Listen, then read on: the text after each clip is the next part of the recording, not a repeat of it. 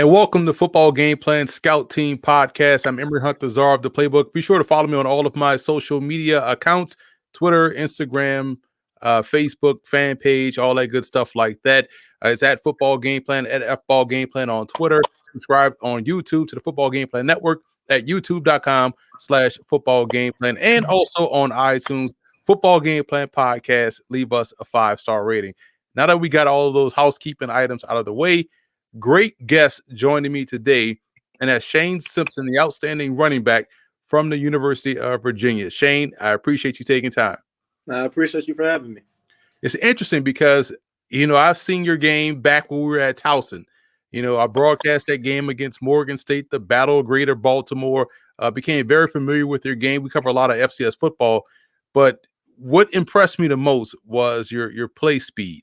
And I know you have a track and field background, but before we get into the journey, let's talk about that track and field background first and how it correlates to what you do on a football field. You see a lot of people talk about basketball and how it translates, and everyone tells you got to run track to because it helps you in football, but no one explains how it helps you in football. So what were you able to take from the track and field arena and bring it onto the football field to help you be the football player that you are? Yeah, definitely. Like you said, definitely a track athlete prior to coming to college and high school, and definitely it works wonders. Helps your endurance.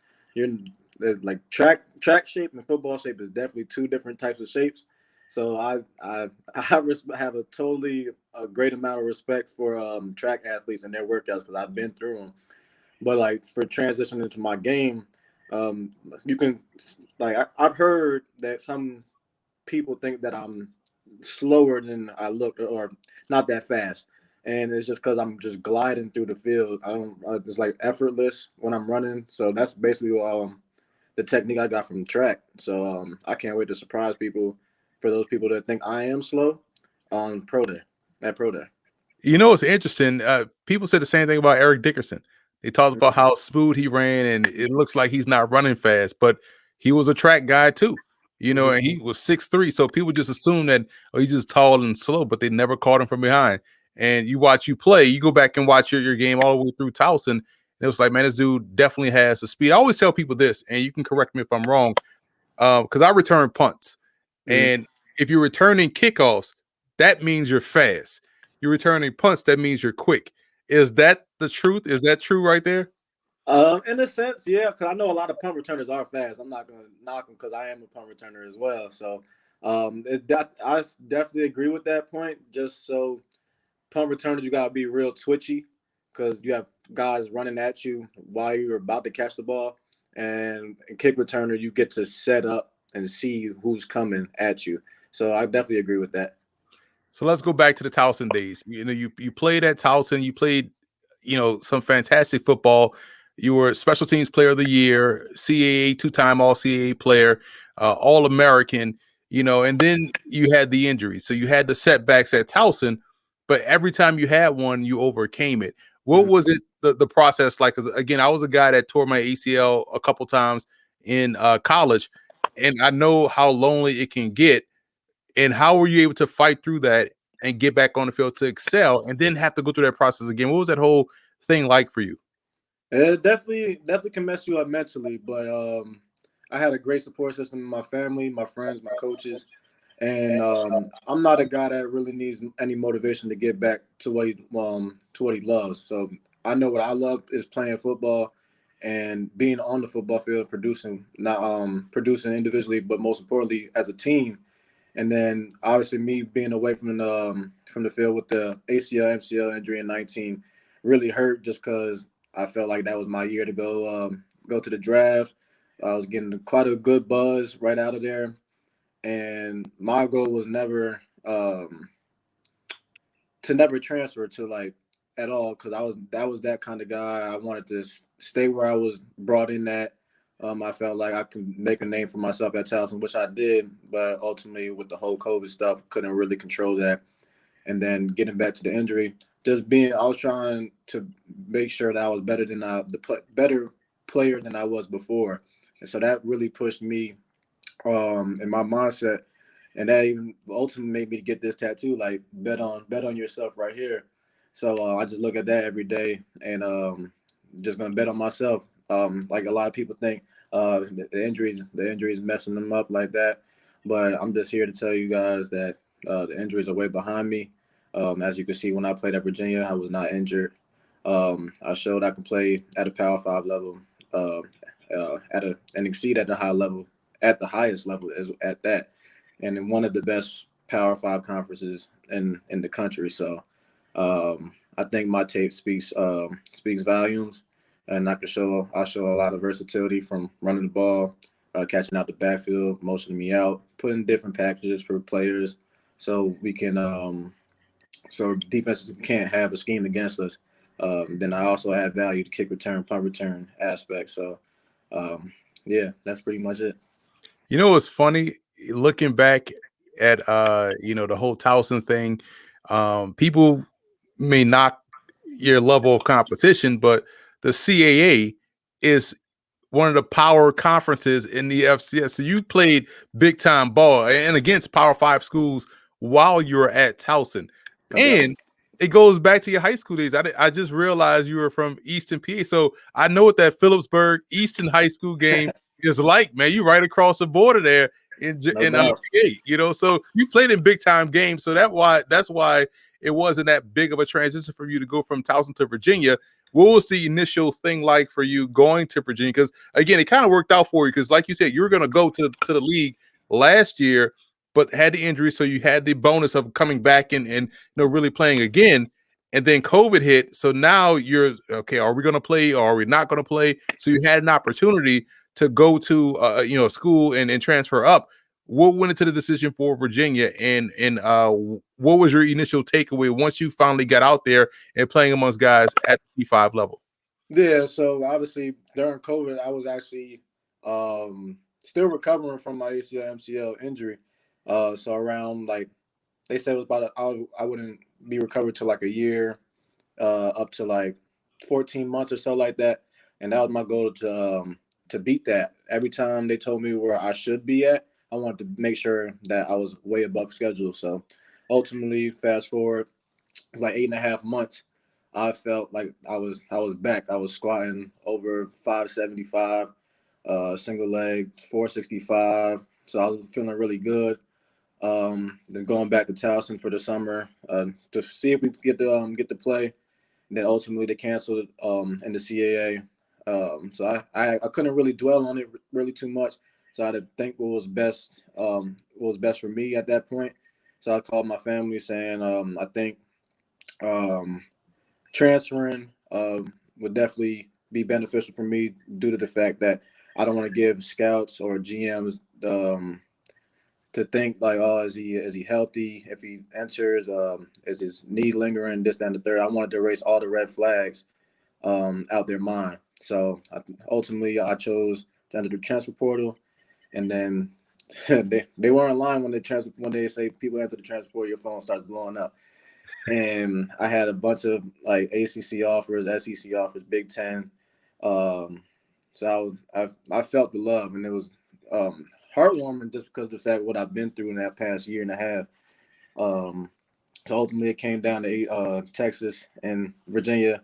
Ultimately, obviously, I went to Virginia, and I loved every minute of it just because what they say about the Virginia culture is definitely definitely true, and I loved them. I loved my time there just because I had to work for everything. It was like starting all over, like I was a rookie, even though I was the oldest one in the locker room. But going there wasn't too much of a bigger difference. Just I would say, like I said, when I with people I was playing at Towson, the biggest difference from FCS and FBS is the guys with their hands in the dirt, O line and D line, and everything else from skill positions, pretty much the same. Maybe a little faster, maybe, but the conference I played in at Towson was highly touted with talent, and then obviously transitioned to go to ACC, a whole bunch of talent in that conference, and wasn't too big of a difference because I know my football IQ was up there, so I had to get in there and study right away and get the playbook in order to get on the field, and ultimately that's what I did, and I earned my trust from the coaches and my guys on the team. The getting on the field part, that's the fun part because the fact that you can do more than one thing. I Mhm. have in my notes this dude essentially is the perfect football player because you don't have to take him off the field. You know, some situations, man, we want to line him up in the slot. You can do that and feel comfortable running routes as a receiver as you can out in the backfield, and taking handoffs. So, what is it about the versatility and the value of having that versatility that makes you such a unique player? Yeah, I think I have a skill set that not many players in this draft have. Um, just being like you hinted on it, like I don't have to be off the field. You can put me in different packages. If say we have another running back that's coming in, I can move to the slot or move outside the number one, and I'm really comfortable running routes at the receiver position too, not only outside the backfield. Then, if you want to go to special teams, I add a value with punt return and kick return, and not many guys at the next level can do all those things. And I pride myself on my versatility, and I think that's my best marketing tool for the NFL. Because I think in this day and age, you want to be as versatile as you can, especially at my position at a running back. They definitely want to have their running back as a other safety valve for the QB. So being able to catch outside the backfield, motion out, you can motion me out. Then obviously, me being a running back, you have to be able to block, and that's something that at Virginia you have to learn how to love, or you will not play. They don't care who you are. If you cannot block, you're not gonna be on the field. So I actually learned to love to block at Virginia. So if I gotta get dirty, that's what so be it. That's what I gotta do. That's part of my job to protect the QB. And then yeah, that's pretty much it. I think my versatility will set me apart from a lot of guys in this draft. I always joke with running backs I talk to because I've been in those shoes, and I know we don't like to block, and I know it's tough. But people think we're afraid to block. It's not that we're afraid to block; it's that you don't want to get run over. Because Yeah. you know how film study is. You go rewind the play 15 times. Everybody gonna laugh at you. Ain't nobody trying to get all that done on. You know what I'm saying? Like Yeah, so. no doubt. How No would you? doubt. How do you attack blocking? Is it more knowing who to block and technique as opposed to I don't want to block? Yeah, it's definitely technique. But it's more so comes down to the want to.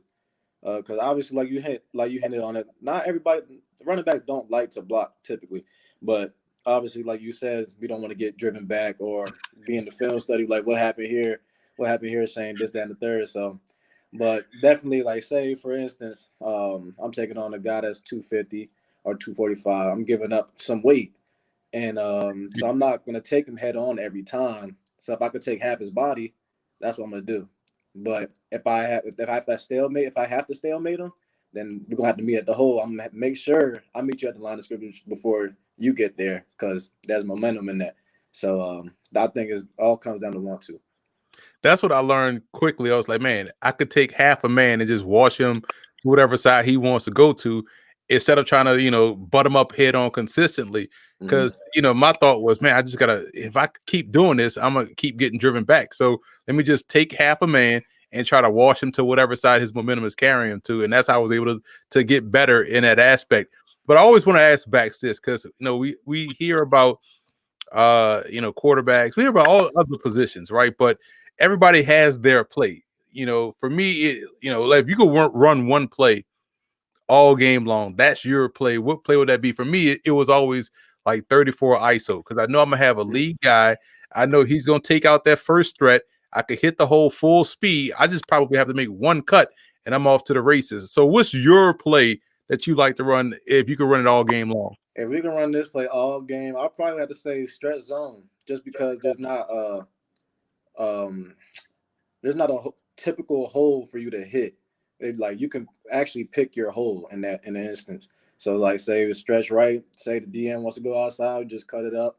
Or if the D tackle or the shade wants to scrape over, we can cut it off in the B gap, cut it short. And if you see the linebackers over pursuing, you can cut it all the way backfield. But make sure if you're cutting all the way back, you get some yardage because if you don't, you'll be right on the sideline. But I definitely think throughout the years, I think stretch zone is definitely one of my favorite plays around. Now, when you're running zone, I know some people teach it differently. Are you reading uh D line to linebackers, or are you just reading linebackers to secondary? Because I learned at third, we were taught you look at first threat, and our first threat was the second level. That was our read. But then I found out later on that some people were being taught, like you talked about, read the D lineman, then you read backers, and then you move on to the next guys. Yeah, definitely. That's how I was taught, especially to start with the D line. So basically, look at our aiming point, and usually it's the 5 technique or 7 technique out there. So see if he scrapes inside, or if he's a guy that still wants to hold the edge. Then I look, you typically down the line, then go back to the linebackers, and then see if they're over pursuing.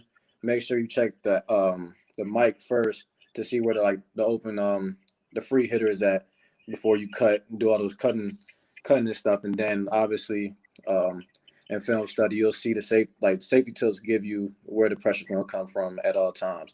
So I definitely think going from the D line to linebackers to the safeties is beneficial, especially doing stretch reads. Yeah, stretch. When you talk about the NFL, you talk about, everyone wants to have player comparisons, and but I like to do like clusters.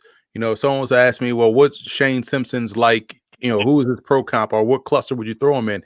Well, you have your Alvin Kamara's, your Kenyon Drakes, your Chase Edmonds, your Tariq Cohen's. That's a cluster, in my opinion. But who are some of the guys that you tend to watch as a pro that you kind of take pieces of their game and add into yours? Yeah, definitely. In today's day and age, today's players, I'll definitely look at Christian McCaffrey because of his versatility. Alvin Kamara, same thing. Um, who else? Austin Eckler, in a sense.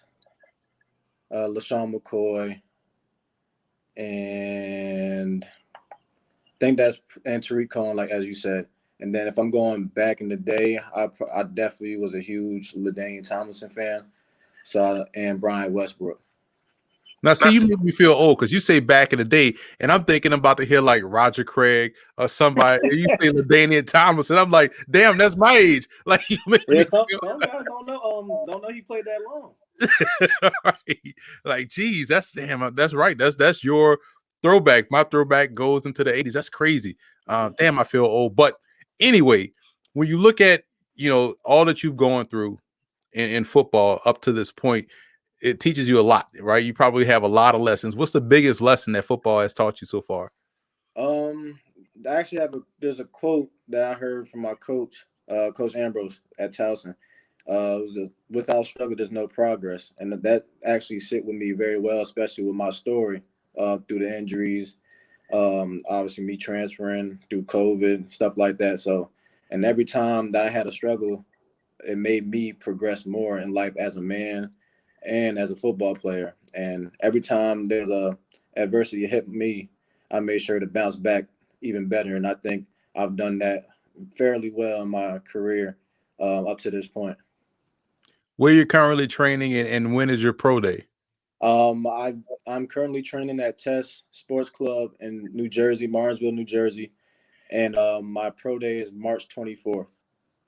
Those guys at Test, man, they put you through the ringer. I've been down that way, seen that facility, man. Like, goodness, they put you through the ringer down there at Test. They sure do, but I love it just because how nitpicky they are with every little thing. They just want to be. They try to be as perfect as they can, and I'm so grateful that I came here, get my body right.